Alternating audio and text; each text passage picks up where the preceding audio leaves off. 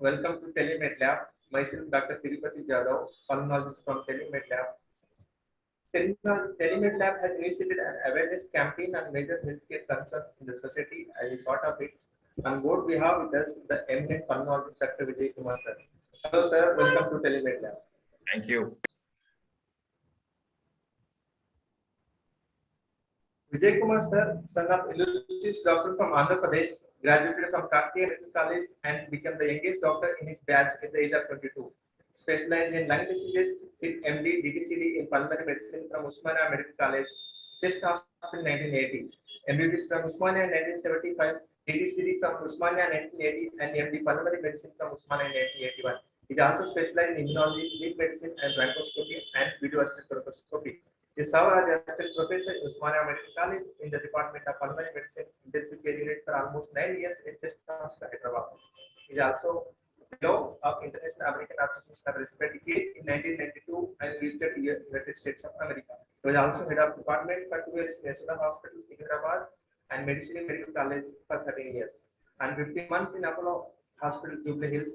He has been providing an exemplary services to patients over the 37 years. Sir has received so many international awards. He is a recipient of International Fellowship of American Association of Respiratory Care in 1992. He visited acute respiratory care units of various hospitals in Houston, Auburn, Detroit, Michigan, San Jose, California, and San Antonio during the November and December 1992. He also received Fellowship of American College of Chest Physicians in 1998. He also recipient of International Chest Foundation Award in 2000. The John Hopkins University School of Medicine certificate for CME and community acquired pneumonia in December 2008. So, sir, we will start with the COVID awareness campaign where we can so many patients a lot of doubts regarding COVID management, post-COVID status. There's so many things suffering post-COVID acute lung syndrome. Sir, am I audible, sir? Yes. Yeah.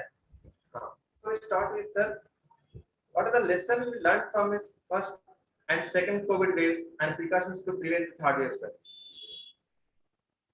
It's a wonderful question, Dr. Tirupati. To answer to this question actually has enough matter to write a book. However, I will try to be as crisp as possible and as to the point as possible.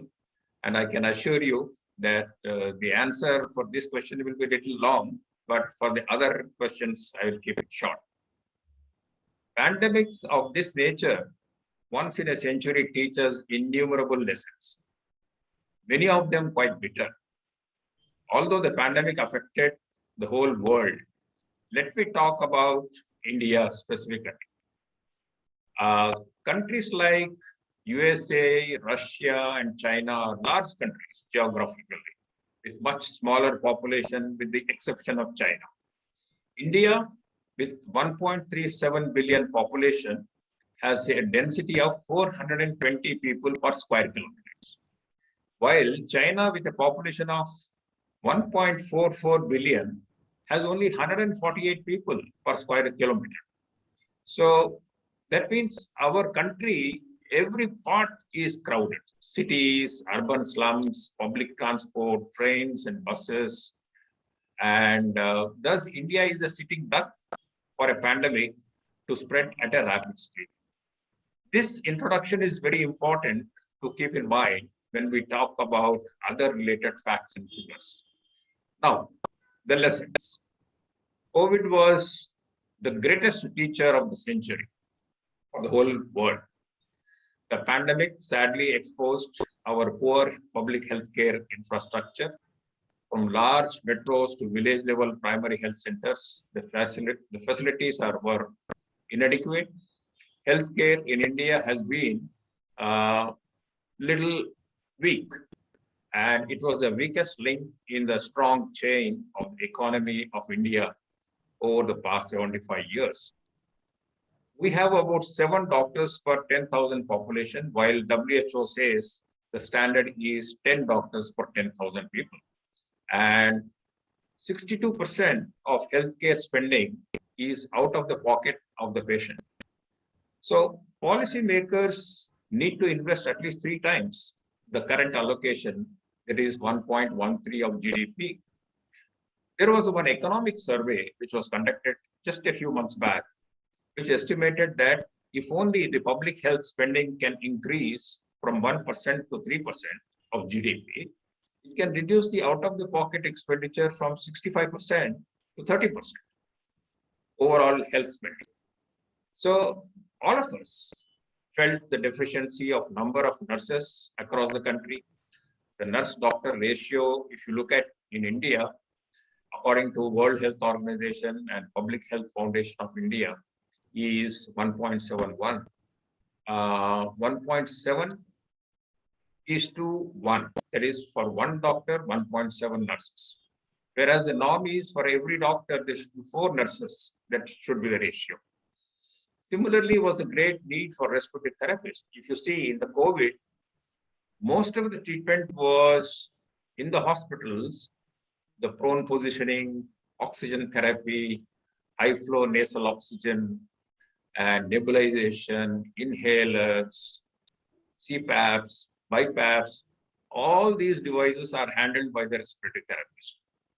In countries like United States of America, respiratory therapists were the fulcrum around which COVID cases were treated. So we need to start more and more colleges to train respiratory therapists and fill the huge void. Now the lesson number 2.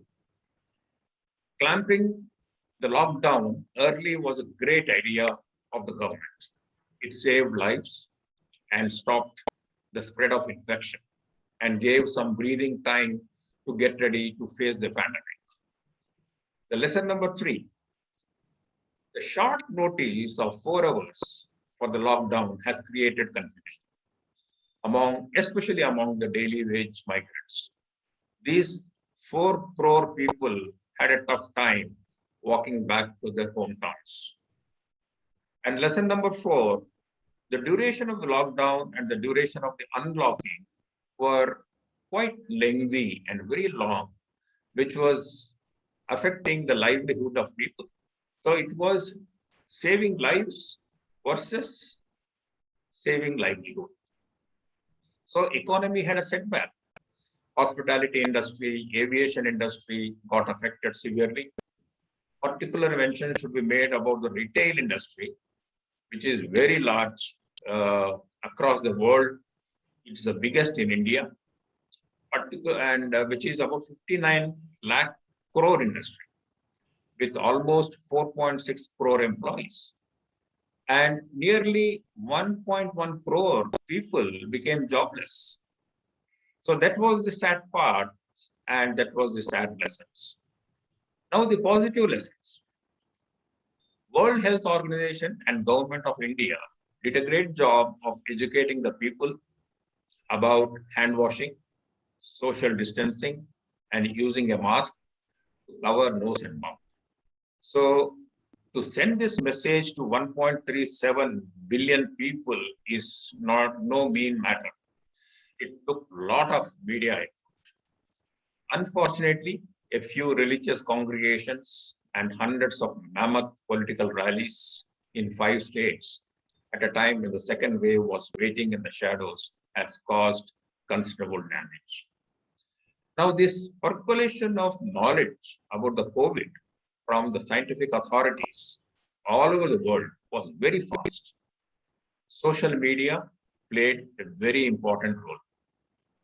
Medical, that is scientific journals, were publishing the latest knowledge about coronavirus and COVID infection and various treatment strategy from time to time. Almost every day, there were articles coming from New England Journal of Medicine, Journal of American Medical Association, and Lancet. They were releasing their online editions at a never before speed. Genome sequencing of the coronavirus was shared in a matter of few days, which is a record by itself, which used to take months and years earlier. Vaccines arrived at a lightning speed. In all, there were nearly 400 vaccine candidates in the pipeline. And India started its own vaccination program on 16th of January this year. and two companies in India were mass manufacturing their own vaccines. This is a great step. This has never happened in the history of mankind. Vaccines took years to come into the market. I would like to give an example. Tuberculosis, the bacteria was discovered by Robert Koch in 1882, and the BCG vaccine for tuberculosis appeared 66 years later. So that was the time gap between the discovery of the bacteria and the appearance of the vaccine. So a vaccine took a long time. And another example is HIV, which appeared in 1980. A vaccine is yet to be manufactured even after 40 years. So considering that, vaccines for corona coming within a few months of the pandemic starting is a great achievement of technology. In India, vaccination program, after a sluggish and faltering start, got off to a rapid and widespread program. Going by the available statistics, India has vaccinated 65% of their adult population, which is 94 crores of people. And this is the first dose. Second dose has reached almost 23 crores. Now, the second wave has been a great teacher and kept all medical specialties on their toes to look for damage to every organ in the body. It has affected not only the lungs, but also the heart, the brain, the kidneys, eyes, almost every part of the body. Lesson number 8 is large companies realized the advantages and huge money saving coming out of work from home style and have even closed down the brick and mortar offices. They claimed the efficiency and productivity has improved and the cost of running their businesses has come down. And as doctors, majority of us have discovered newer methods of meetings, CME programs, conferences in the form of Zoom meetings, such as this one, and webinars. We adopted newer technology, which would have been impossible if there was no COVID. So that, in short, are the lessons that we have learned from these two waves of COVID pandemic. Thank you, sir. Really, that was a really elaborative explanation. Thank you. And sir, we move to the next question, sir. What are the clinical presentation of heart wave? If heart wave we are expecting, we are not sure, but it could happen. What symptoms we can expect from the same symptoms are different from first and second wave? The presentation, how it could be, sir? I have written an article about the third wave, where I have calculated the percentages of cases in the first wave, second wave, and expected the percentages in the third wave and the time gap between the first wave and the second wave. So my own estimation is it is around the corner, which is going to happen at the end of October or early November. And third wave will affect those who are not vaccinated, which includes children. The infection will be severe, same symptoms, very severe symptoms, because these are the people who are not vaccinated. And the symptoms are going to be so severe that they may have to be hospitalized. Currently, in the first wave and second wave, the hospitalization was much less. Many of them got away with only home treatment. Whereas for the third wave, it is going to be severe. Although the number of people in the third wave in India are going to be very less. But even those small number of people, the symptoms are going to be severe and the mortality is going to be high. So it is important that if we do not want people to die, then I think vaccination is the only solution. And of course, masking, social distancing, not getting crowded, avoiding religious congregations, avoiding political congregations, and hand washing, etc. They are still very important. But the symptoms are not going to be any different from the first wave and the second wave. Yes, sir. During as of now, we're seeing few patients are pediatric patients. Lot of dengue cases are coming, sir. So in that, when we test them, dengue NS1 antigen is positive. Is it possible, sir, that there is a genetic mutation or case that false positive or false negative reports between the genes of dengue virus and COVID virus? Correct. Unfortunately, for India, monsoon is also a dengue season because of the breeding of mosquitoes. The symptoms of dengue and COVID look very similar. Both have got fever, body pains, headache, etc. But then we have tests for both dengue as well as COVID, so which needs to be done simultaneously on day one, so that we know which one it is. Because for dengue, there is no real treatment, but at least COVID, we can observe, watch, and intervene at the appropriate time. So we have always seen the third wave coming in many countries. And we have seen that the symptoms are not any different.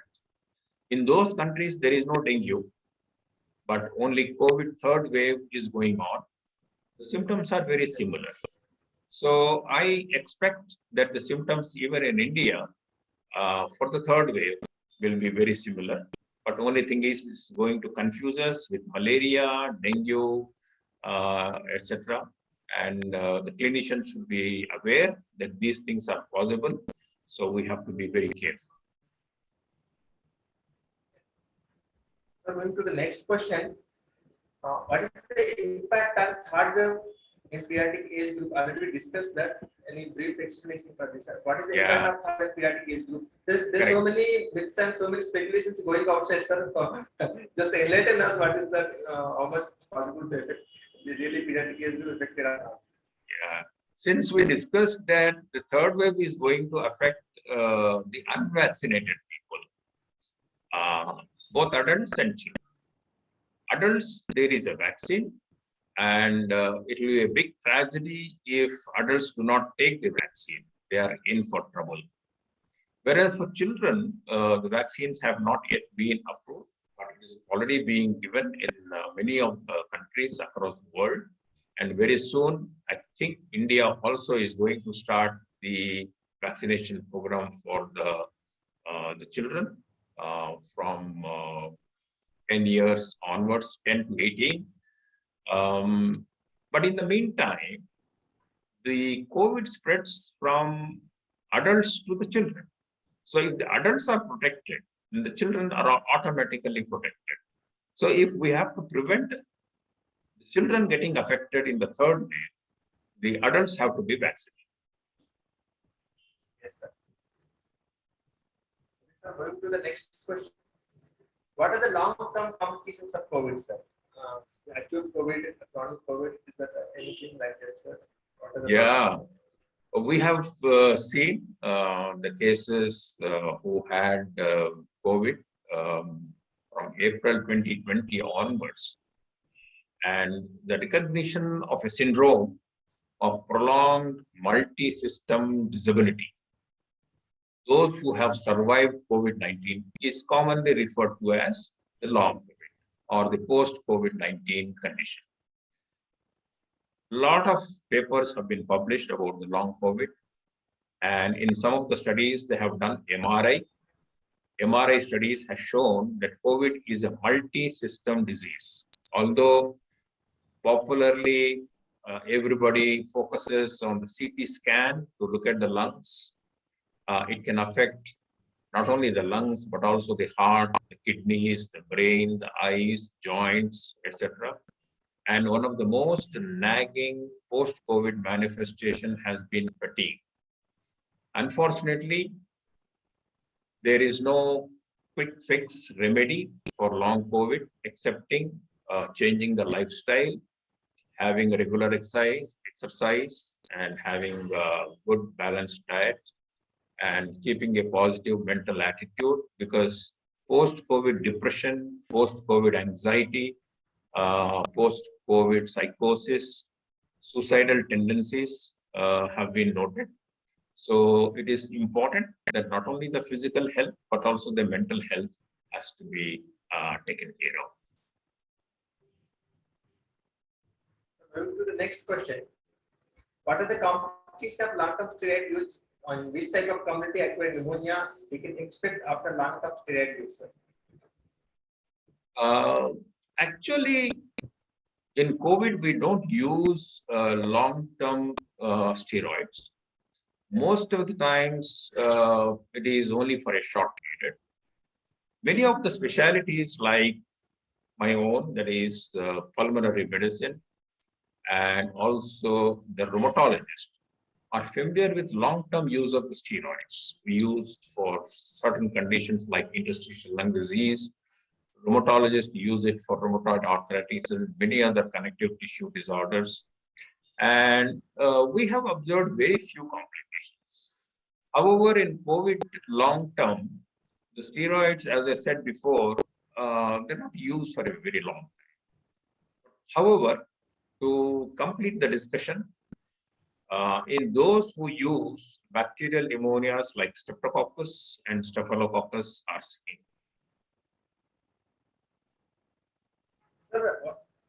Long-term steroids, is it useful for ILDs or fibrosis like interstitial lung disease or post-COVID inflammatory disease resulting with low blood fever for so many days? Those conditions, what is the role of long-term steroids? Can we use it or other alternatives? Before the pandemic, we had what was known as the hypersensitivity pneumonitis related interstitial lung disease, chronic HP ILD, where we were using steroids and also steroid sparing agents like azathioprine and things like that, SCPS. But we used to keep the steroid dose very low and try to make it alternate in a stepwise fashion. And when we closely observe these people, in fact, many of these people don't even develop diabetes, and they don't even develop breakthrough infections. So probably if we take care of good nutrition and good lifestyle, complications due to long-term steroids are minimized. In post-COVID interstitial lung disease, the role of long-term steroids has not been established. Of course, we will discuss about the antifibrotics a little later, but at least steroids can be used for a short period of 4 to 6 weeks in post-COVID ILD, but not longer than that. Next topic. When SARS COVID virus 2 pandemic going to end? Is it mutations going to be happening like every time? Are the mutation going to fade away? What is the future, sir? Everyone is curious about this. So, when is it going to end? yes, sir. The natural history of pandemics shows that after several waves, after the first wave, second wave, and the third wave, several waves of surges, they get converted into endemics, just like influenza. Now, influenza is endemic. It keeps coming seasonally. That's the reason why we get vaccinated every year for influenza. Similarly, we need to get vaccinated for COVID every year. So the pandemic will end, but the COVID will continue. Next topic. Does Covishield effective against emerging new COVID strain like Delta and new variant? Like they're saying new variant is happening now in the United States, don't know about India, sir. So what is the effectiveness of Covishield against this new strain, sir? Yeah, a study was conducted by Indian Council for Medical Research on Covishield, which revealed that COVID-19 recovered individuals with both doses of Covishield have higher immunity against the Delta variant. The vaccine induces a robust hormonal and cellular. When I say cellular immunity, I'm talking about the T cell immunity. So the T cell immunity response against the SARS-CoV-2, that is COVID, the spike protein, is very high. And even Covaxin has a very similar protection. So those people, whether they have taken Covishield or Covaxin, they don't have to worry about the Delta variant because it still gives considerable amount of protection. So moving to the next topic. What is herd immunity and what could be the cause for less reporting cases nowadays, sir? Like, is it because of vaccine or natural immunity happening inside us? Or what could be the reasons for less case reporting after second? Herd immunity occurs when a large portion of a community, that is the herd, when a large portion of the community becomes immune to the disease.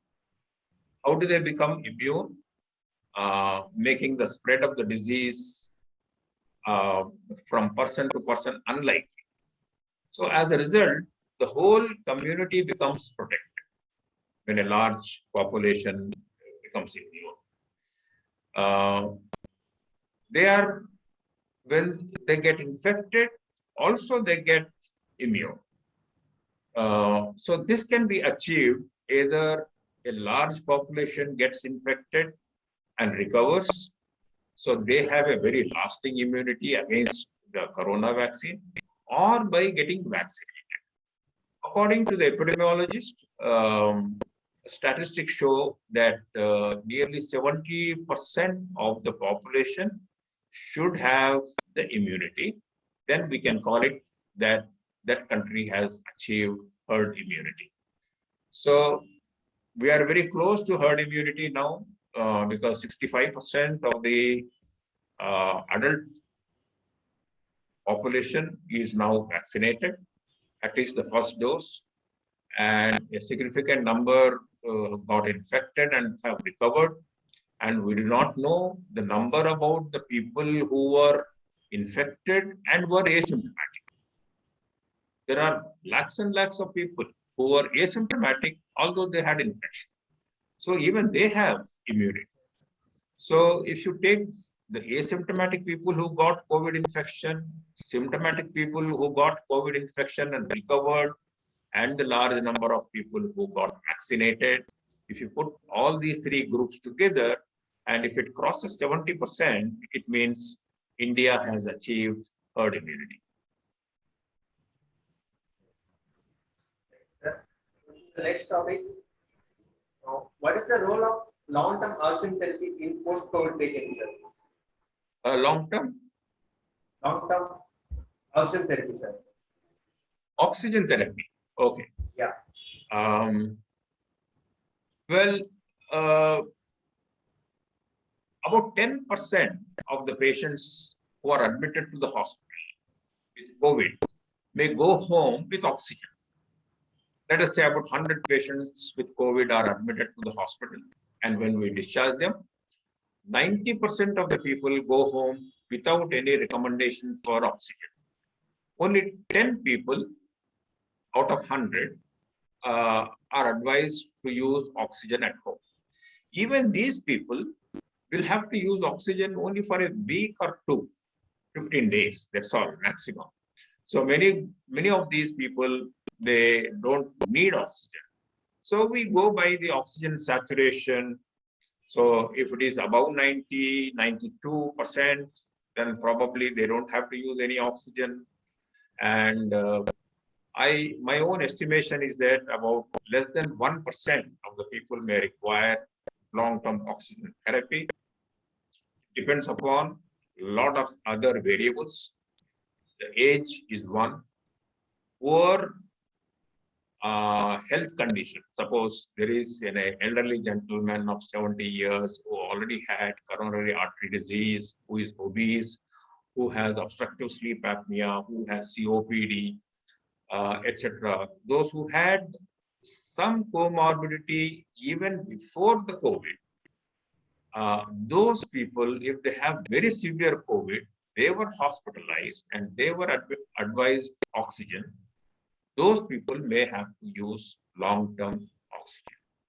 And if young people, those who are those who are requiring oxygen at high amounts of oxygen and they are not getting better, the best answer for them is lung transplantation. And as you know, Hyderabad has become the capital for lung transplantation.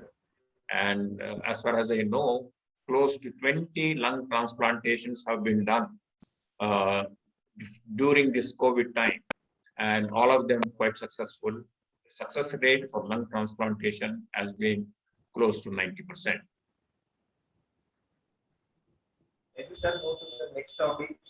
Uh, how much percentage of patients present with post-COVID ILDs, and what is the role of antifibrotic, and is it the ILD is reversible, the fibrosis is reversible or not? Yes.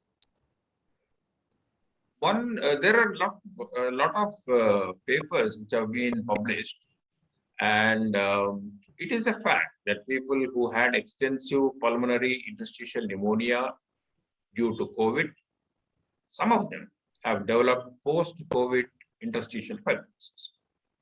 One study showed that 62% of people had residual CT scan abnormalities even after 6 months. When CT scan was done, 6 months after they were discharged, the CT scan still showed some evidence of scarring in the lungs. So, however, it is not always easy to estimate the percentage because we cannot follow up all those patients who had COVID, who were hospitalized, by taking CT scans every month to see whether the scarring is still there or gone. In fact, WHO and ICMR, they advise not to take CT scans frequently, unnecessarily, because it will be there, the scars will be there. Only when there is a physiological derangement, you need to really take a CT scan and then see. How do you know whether there is a physiological derangement? They will have low oxygen levels. That means their oxygen saturations will be less than 90% when you put the pulse oximeter. So it is not, especially in a country like India, where CT scans are expensive, logistics are involved, so we exactly do not know. The 62% of the people getting affected with ILD is a study from outside India. So in India, what exactly is the percentage, we do not know. Some studies have shown a link between elevated LDH.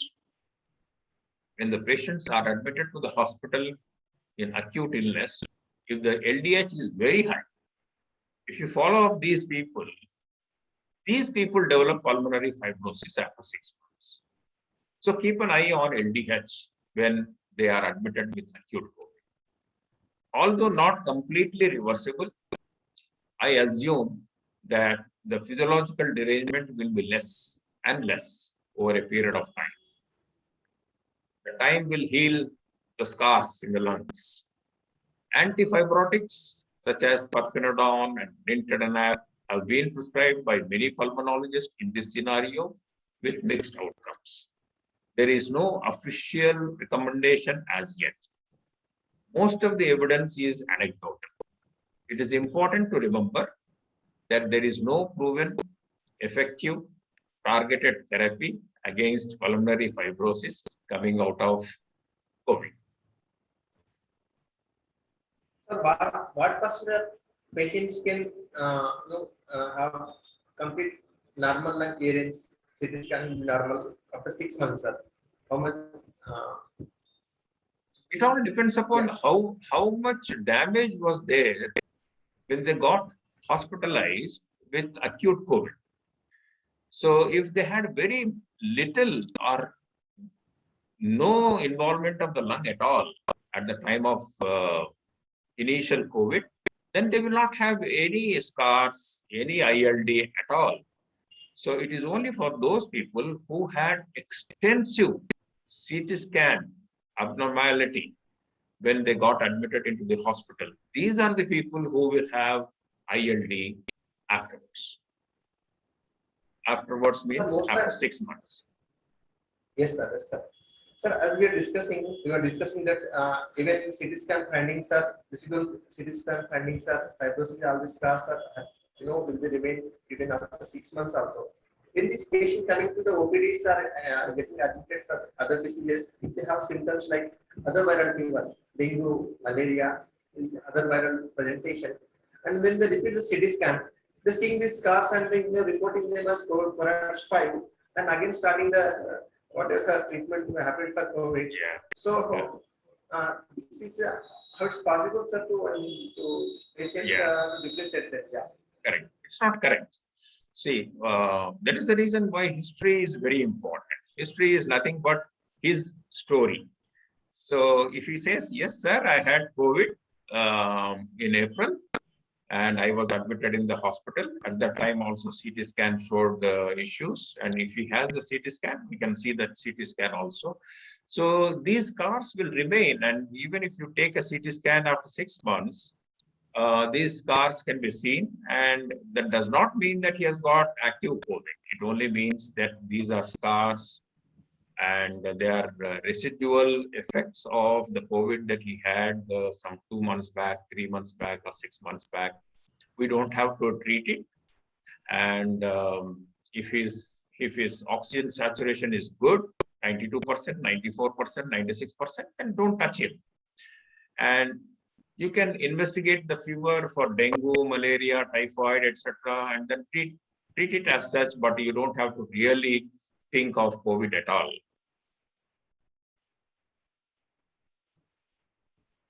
Sir, next, going to the next topic. How pandemic going to affect the mode of healthcare practice in future, sir? Healthcare practice. Yes, sir. Lot of cough days. Pandemics are wake-up calls. They are wake-up calls for policymakers. With regards to public health care, we have already discussed that countries like ours, where we allocate 1.13% of the GDP for public health, so probably we may have to increase it to 3 times. We have seen that some countries which had good public health systems managed the pandemic well, with less mortality. So for countries like India with large population, a complete makeover with higher investment is called for. But for an independent practicing physician like you and me, a few areas have to be stressed. That is, when we talk to the patient, we have to talk the importance of vaccination, and we have to counsel every patient on healthy lifestyle, maintaining a good weight, eating timely, healthy food, having 1 hour of exercise every day, and paying more attention for better management of diabetes, because we have seen during the COVID pandemic, it is the diabetics who got affected mostly, and it is the diabetics who also died because of the COVID. So it is, if we can manage diabetes well, so we have to stress the fact that the patients have to manage their diabetes well. So probably they should undergo HbA1c every 3 months and a blood sugar almost every week. Home blood sugar, they can do a blood sugar at home with a glucometer, and weight management, etc., exercise, then staying abreast with constantly changing science. So this pandemic has taught all of us that we should keep reading the journals, keep reading what is going on in the latest, because now at one time they said ivermectin is excellent, So we used it, then we came to know that ivermectin is not really helpful. Same thing was HCQS. So we must know what is remdesivir. We must know what is the cocktail treatment for COVID. So unless you are keeping abreast with yourself, with the latest in the journals, scientific journals, so this pandemic has taught us that we should be staying abreast constantly. And use of digital and computerized data maintenance. So, but for pandemic, probably this would not have been fast forwarded. There is a fast forward for this particular thing, that is digital and computerized data maintenance and getting familiar with telemedicine. Sir, last but not the least, how telemedicine web portals are this technology healthcare helps in pandemics in future? If we have. Excellent question. Excellent. Telemedicine is a great boon during pandemics. Personally, I have been using telemedicine since the beginning of the pandemic, from April 2020. In terms of quality of consultations and patient interactions, it is nearly 95% comparable to the physical consultation. And I used to ask the patient to focus the camera to the jugular area to see the JVP, focus the camera to the legs so that I can see the pedal edema. And I was able to interact with patients geographically far away. Patients were living in some remote district of Telangana and Andhra, Orissa. I was talking to them. Patients who were unable to travel due to various reasons, I was able to have a consultation with them. Telemedicine has even more advantages than a regular physical consultation. We used to think that regular physical consultation is better, but telemedicine is better than that because it saves time of the patient and it saves money of the patient because he doesn't have to spend any money for the travel, doesn't have to spend any money for accommodation, especially a patient who comes from a district. He has to take a hotel room somewhere and he doesn't come alone. He comes along with another 4 or 5 people. So the travel expenses, the hotel expenses, everything matters that he saves. Patient receives a proper printed prescription with margin of error minimized. You know how the handwriting of many doctors. Whereas here in telemedicine, all the prescriptions are neatly printed in capital letters. And it also mentions whether the medicine has to be taken before food or after food for how many days, etc. So that clarity is there in telemedicine. Patient can upload all the reports, the scans, and old prescriptions digitally in the platform. The platform also stores all records automatically. And physicians have save big on investment, on infrastructure and manpower. Now, if I have to have a clinic in Hyderabad, I have to take 1,000 square feet of area, which would cost me 40,000 rupees per month. I have to have a receptionist, I have to have people to help me. So all this is infrastructure expenses. So this I save because sitting at home with just a laptop, I can do the consultations. But the downside of this telemedicine is you need a very good internet speed. Internet penetration rate, that is what is called internet penetration rate in India is only 40% compared to some of the advanced countries where it is nearly 90%. And the patient should either have a laptop or a smartphone. That's very important. And most of the times in many of my patients, the patient himself is not very well educated, doesn't have a smartphone, but his grown-up children who are techno-savvy, they help the parents in connecting the video call with the doctor.